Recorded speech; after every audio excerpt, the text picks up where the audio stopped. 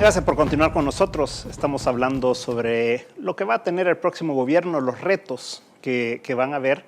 Y dentro de eso decíamos, Roberto, que es cierto que la situación económica está bien complicada, que estamos con crecimientos bien bajos en este momento, pero también en gobiernos de Arena hemos tenido periodos de crecimiento alto al principio, pero después, durante bastante tiempo, crecimientos bajos, ¿verdad?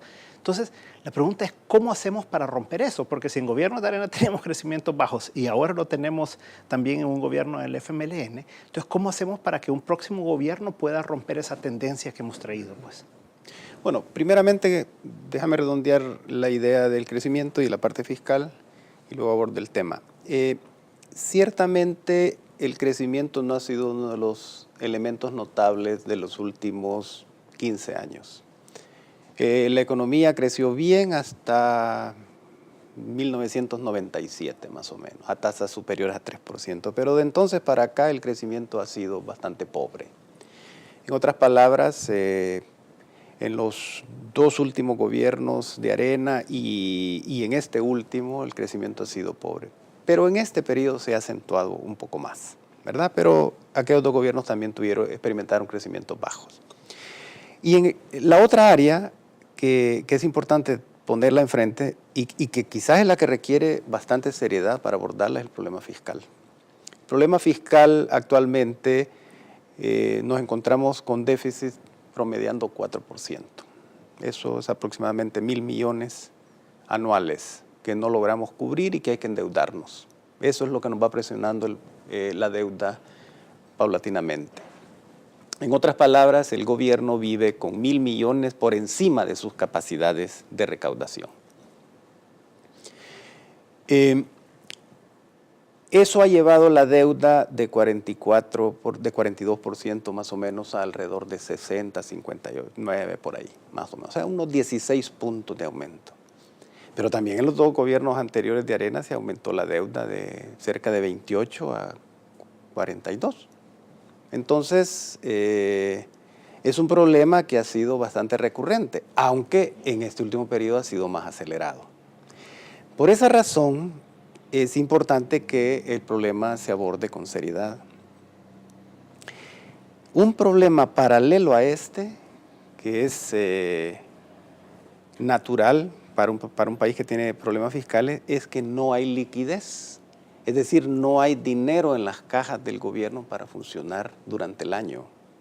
Esa deficiencia es la que hace que el gobierno no pueda pagar en cierto momento, que tenga que quedan para mucho tiempo, etc. Y ese es uno de los problemas principales que hay que resolver. Para comenzar, creo yo que ese problema de liquidez es el que todos los partidos que están en la campaña tienen enfrente, el más inmediato. Cualquier gobierno que llegue, cualquier gobierno, sea Arena, sea el FMLN, sea Unidad, el que sea, lo primero que va a tener que hacer es tratar de encontrar 2.000 millones de dólares para el periodo que va de junio a junio del 2015. 2.000 millones de dólares. 1.000 millones para cubrir el déficit fiscal y el resto, otros 1.000 millones, para amortizaciones de deuda. ¿Y a ti qué te parece esa opinión de Pancho Laínez de que hay 2.000 millones en caja en Hacienda y que solo es de llegar a gastarlos? O sea, todas las cifras no indican eso. Si eso fuera así, entonces no tendría problemas de pago el gobierno. No tendría problemas de pago, no estuviera con deudas pendientes de cancelar, ¿verdad? Entonces, las cifras no apuntalan eso. Al contrario, cualquier gobierno, el primer día después de la elección, tiene que salir a negociar con los actores políticos y con los organismos internacionales cómo asegura un financiamiento, una autorización de créditos por 1.000 millones de dólares, por 2.000 millones de dólares, para funcionar por lo menos los primeros 12 meses. Okay. Ese es el problema principal fiscal, digamos. Como es tan grave, hay que ponerlo en el tapete porque realmente en lo que hemos visto en la campaña, ninguno de los partidos lo ha querido abordar. Y ese es el problema, digamos, que le da la sangre al funcionamiento del gobierno. Y eso no está... Déjame pasárselo aquí a Miguel Ángel, a ver si nos lo responde, porque justamente yo opino igual que Roberto. O sea, aquí le dan vuelta y vuelta y vuelta, ofrecen, ofrecen y ofrecen, y cada quien a cual más. Entonces, ¿cómo podemos confiar, Miguel Ángel, que Arena ahora va a ser diferente? Porque cuando Saca entregó el gobierno, lo entregó en una situación bien complicada para Mauricio Funes. Y ahora Mauricio Funes lo entrega en una situación todavía más complicada para el próximo gobierno, sea quien sea. ¿Cómo puedes explicar tú qué es lo que va a hacer Arena y cómo podemos creer que va a ser algo diferente que lo que hizo antes? Déjame empezar por un punto que tú le planteabas a Roberto cuando le preguntabas que por qué el país no estaba creciendo. Y creo que me gustaría complementar un poco a lo que Roberto dijo, señalando que hubo un momento allá entre el 99 y el 2004, Luis, que en ese periodo El Salvador se dio cuenta que si quería crecer tenía que hacer apuestas estratégicas, que si quería crecer necesitábamos lograr niveles de competitividad teniendo incluso una infraestructura que le diera la competitividad al país para poderse insertar con el resto del mundo. Y si tú te acuerdas, fue especialmente en ese periodo que El Salvador logra negociar una serie de tratados y acuerdos comerciales a nivel internacional que le abre las fronteras al país, siendo un mercado tan reducido, no solo el salvadoreño, sino que incluso el mercado centroamericano tan reducido, para lograr economías a escalas, que entonces El Salvador da ese paso importante. Logramos abrir las puertas de otros mercados y dijimos apostémosle a sectores estratégicos. Se habló de apostarle a la energía eléctrica, se habló de apostarle a los puertos, al aeropuerto y en fin, a otros sectores. Pero de repente, en los dos últimos gobiernos, el país perdió el rumbo. Es decir, todos esos proyectos que se hablaba que iban a posicionar a El Salvador, que le iban a facilitar ese crecimiento, de alguna manera nos perdimos. Y si tú analizas el gasto fiscal, puedes darte cuenta que los niveles de inversión pública en los temas estratégicos se pierde y de repente estás viendo que se siguen incrementando los gastos corrientes, se siguen incrementando una serie de gastos y hemos perdido incluso el sentido de austeridad. Nosotros estamos siendo claros que por lo tanto, entre otras cosas, hay que recuperar el rumbo y ese rumbo se recupera apostándole a aspectos, a temas estratégicos, apostándole a la competitividad, invirtiendo en los sectores que hay que invertir, siendo el sector energético especialmente uno de los sectores más importantes que durante años no se ha invertido nada y tenemos uno de los costos, el costo de la energía eléctrica, uno de los más altos de la región.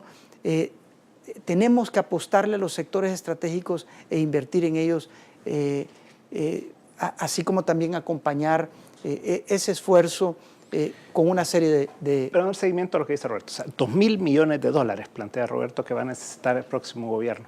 ¿Cómo se hace? Bueno, mira, en primer lugar nosotros estamos planteando ese sentido de austeridad que se tiene que dar. No estamos hablando de eliminar programas sociales, no estamos hablando de eliminar subsidios, no estamos hablando de eliminar plazas. Estamos diciendo necesitamos un sentido de austeridad que nos ayude a generar unos ahorros de aproximadamente 150, 170 millones de dólares. Que eso creemos que es factible, representa un 3% del presupuesto nacional. Pero desde luego no es suficiente.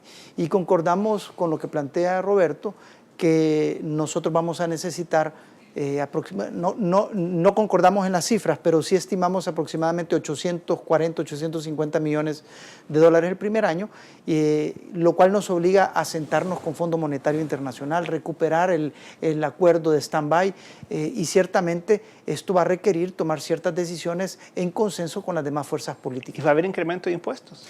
No estamos planteando incrementos de impuestos, tenemos que reactivar la economía, lo que tenemos si acaso es que introducir incentivos. No olvidamos que este gobierno, que creemos que de hecho eso es parte del estancamiento económico que hay, es que ha introducido más de 15 nuevos impuestos que atacan a la clase media en particular, y hay como 4 incrementos en los impuestos. Nosotros creemos que eso no es viable, la economía no aguanta y menos vamos a hablar de incrementar el IVA. O sea que hablas de 850 millones de dólares que se va a necesitar en el primer año. De eso decís que va a haber 150 más o menos de ahorro. Por lo tanto, hay 700 millones que se necesitan. De los cuales te agrego una cosa, y es que pensiones te da 400 al año. O sea que te quedas con 300, ¿verdad? Y lo que estamos planteando, Luis, es que en efecto tenemos que lograr asegurar esas líneas de financiamiento mientras estamos fomentando el despegue económico que hemos estimado que debería ser alrededor de un 3%, ese es el punto de equilibrio que vemos, como un 3% de crecimiento en el PIB. ¿Y cuánto te generaría eso de recaudación adicional? Mira, con 3% hemos estimado, para no entrar en tanto detalle, pero con 3% hemos estimado, de crecimiento, hemos estimado que con eso no solamente le podemos hacer frente a las demandas, sino que también le hacemos frente al tema de la deuda, al tema del déficit fiscal y aún así todavía cubrir todos los costos que implican los programas sociales que el país ha venido construyendo a lo largo del tiempo, pero también hacerle frente a lo que costarían las nuevas iniciativas que en Plan País hemos planteado. Okay. En un momento estamos de nuevo con 361 grados.